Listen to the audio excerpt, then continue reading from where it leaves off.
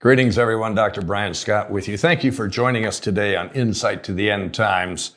We've had an amazing run of podcasts over this first part of 2025, and we're really looking at a lot of scriptures right now to see where we may be on God's end time timetable. We're in the book of Matthew, chapter 24. This is the chapter where Jesus himself speaks about the end times. He's asked questions by his disciples. So let's get into our context today. In verse number 3 in this chapter, Jesus is asked this question by his disciples. Tell us, when will these things be? And that's a reference to his earlier statement in verse 2, where he talked about the temple, the stones, etc., of the temple, not one would be left untouched. So he's talking about destruction. They say, when will these things be? Second question, what will be the sign of your coming? And third question, and what will be the sign of the end of the age? Jesus begins answering that, as we've already studied in several podcasts last week and the week before. He talks about deception. He said there's going to be a lot of deception. Make sure you're not deceived. And make sure you don't listen to those who are false Christs or false prophets, etc. We're focusing in on verse number 6 today. He says, you're going to hear of wars and rumors of war. So as we get into this today, let's overview it. Jesus has asked the question, what will be the signs of the end of the age and of your coming? He's answering those two questions, those two specific questions, by saying there's going to be a lot of deception. And then secondly, you're going to hear of wars and you're going to hear of rumors of war. So let's analyze that just a little bit. This last century, the 20th century, in the 1900s, we saw two major world wars that took place. The First World War in the 1914 to 18 time period, and the Second World War from 39 to 1945. Now, I hope you understand that wars just don't happen. There's a lot of time and a lot of events, and there's a lot of pressures that lead up to those wars. So you could say the first half of the 20th century was basically oriented towards rumors of war and wars themselves. Now, following that, it didn't mean that we didn't have wars. There was a war called the Korean War in the early 1950s. That was followed, of course, by the Vietnam War, which involved the United States for many years. That occurred in the late 1960s and 1970s. In fact, it started many years before that. But the U.S. was involved from the 60s, late 60s into the early 70s. Then we had wars that occurred in the Mideast. We had the Desert Storm War that occurred in the early 1990s. And there's subsequent wars in the Mideast that have occurred, including right up to the current date. So the world has known wars all through the 20th century and now into the 21st century. Hey, this is Matt from Insights to the End Times. I wanted to interrupt just for a quick moment and ask you to do us a huge favor. If you could go ahead and hit the like, share, or subscribe button, it would allow us to make sure that you stay up to date with all the latest videos from Dr. Scott. Now back to the episode. Think about it, though, with me this way. North America, United States and Canada, even including Mexico, we really haven't known war. We've not been in war. We've gone to fight in wars. Our nations have gone to fight in wars, the Americans particularly, the Canadians as well. But we've never really had wars on our soil since several centuries ago. But that doesn't mean there haven't been wars. We've had 80 years, basically, since the Second World War, and we've had the world at war somewhere. So when Jesus said there's going to be wars and rumors of war, he was highlighting the fact that these are not just events, these are prophetic events. These are things that highlight the coming of the return of Jesus and the end of the age. Now, I want to share a couple more thoughts with you here. There have been wars that were for the liberation of a nation. For instance, Algeria. They were in wars, times of war from the 1956 to 62, Algeria. Indochina, They had around 30 years of war from the 40s into the 70s. There have been civil wars in Nigeria and even in Northern Ireland, down in Peru. There have been regime changes where they changed government leadership over in Afghanistan and Iraq and Libya and so on and so forth. The world has known wars. People just can't seem to get along long enough without a war going on. I want to highlight, of course, the tremendous attacks that have been launched against Israel. They were formed May 1948. That's when they were once again given their statehood, their status before the countries of the world. They were in a war.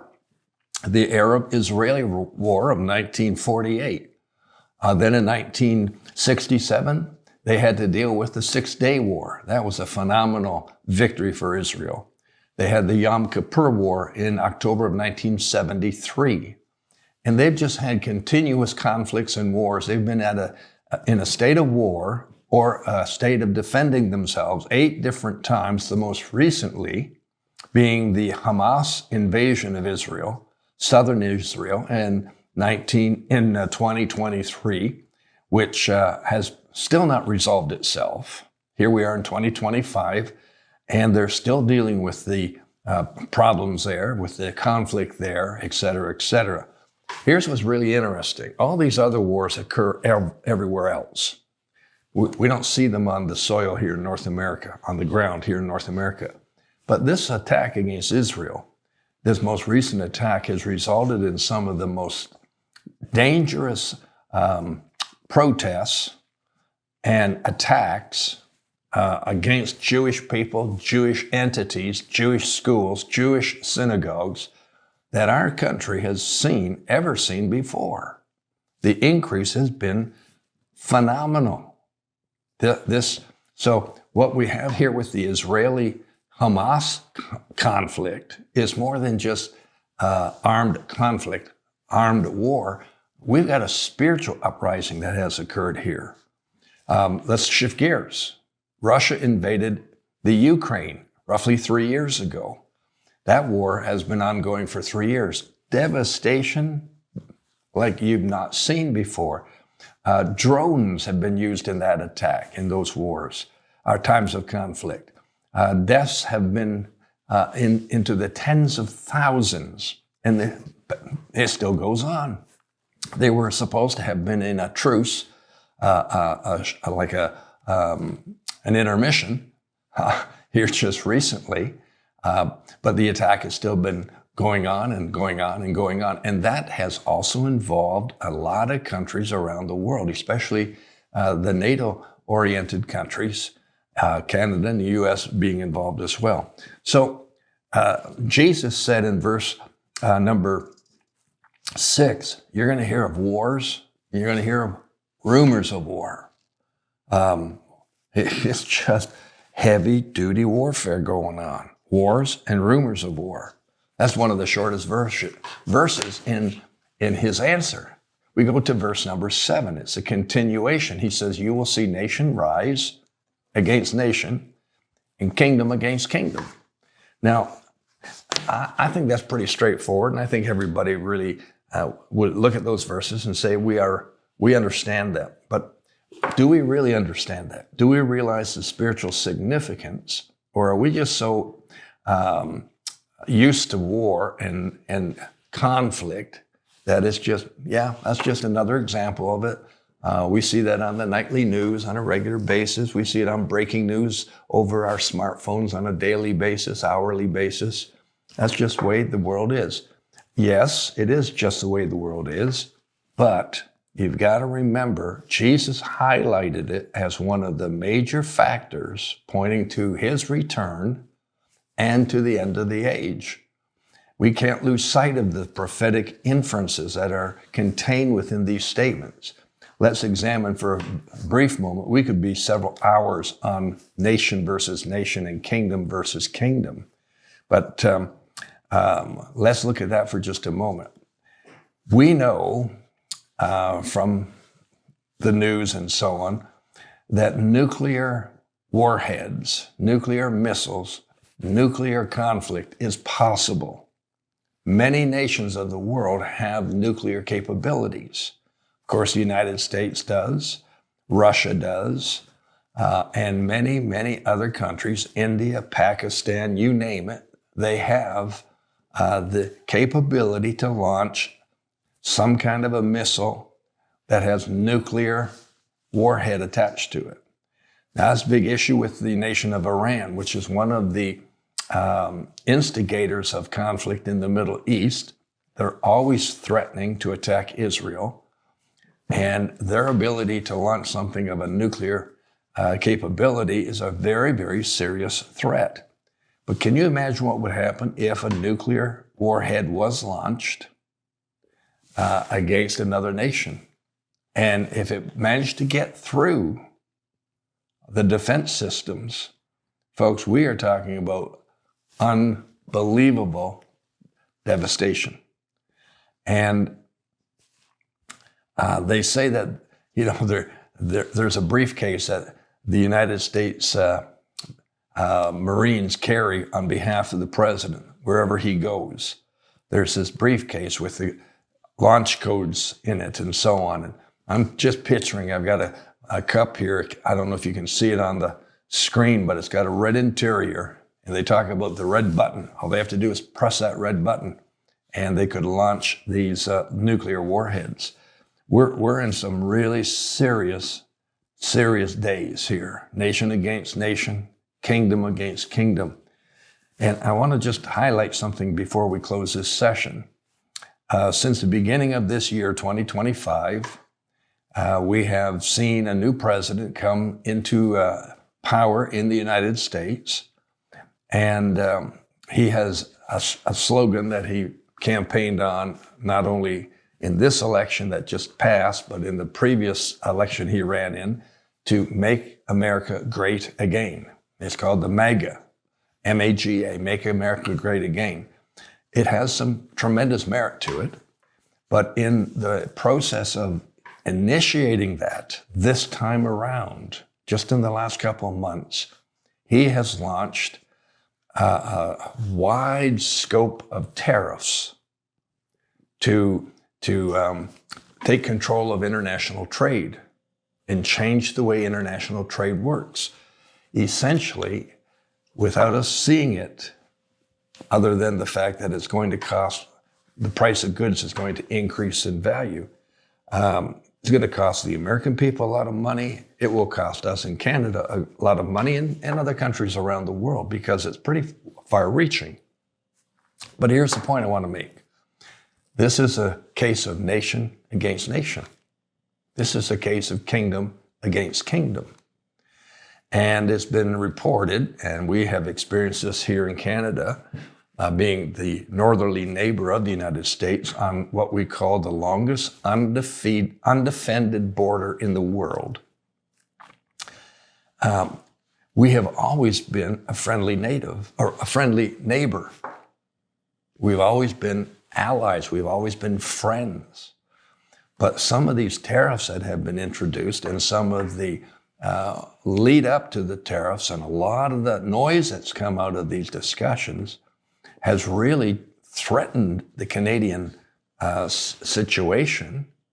And it no longer feels as if we're friends. It's more like we are verging on being looked at as enemies. My point isn't to get into the politics of that or anything of that nature, but war has always been armed conflict. But when a nation rises against nation and a kingdom against kingdom, we get into other conflicts. We get into economic conflicts, political conflicts, financial conflicts, and on it goes. And the result is that we have international trade being threatened. We see relationships being threatened.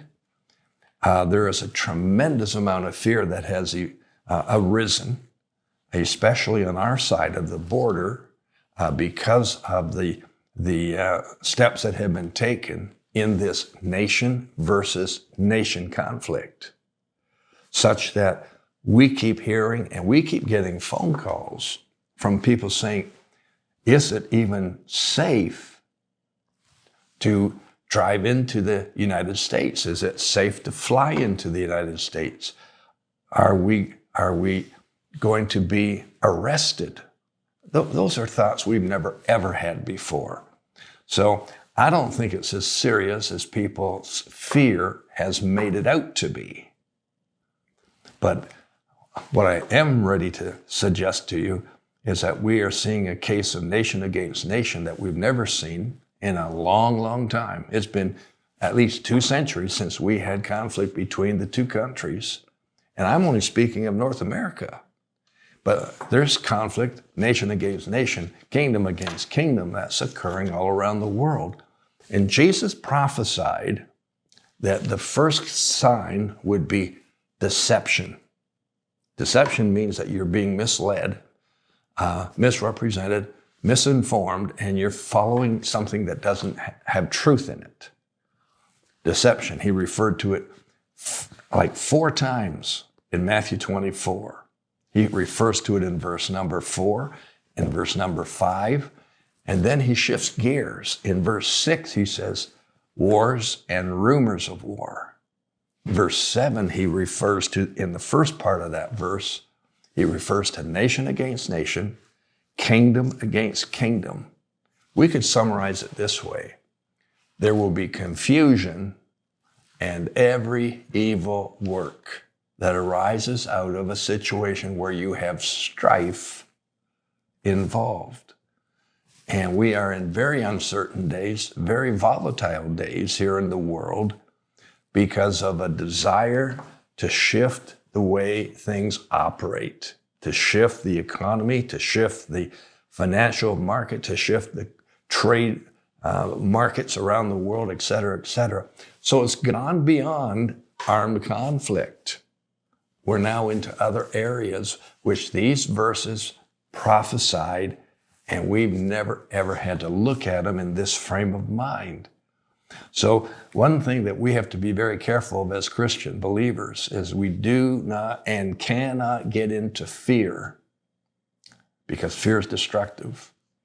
And we're called to walk by faith, and we're called to walk in love, et cetera, et cetera. I hope I've helped you here today as we get a little deeper into this Matthew 24 chapter on end times. And as we continue, we're going to look at some more of these concepts in the next podcast. So thanks for joining us today, and we'll see you in the next podcast. Amen.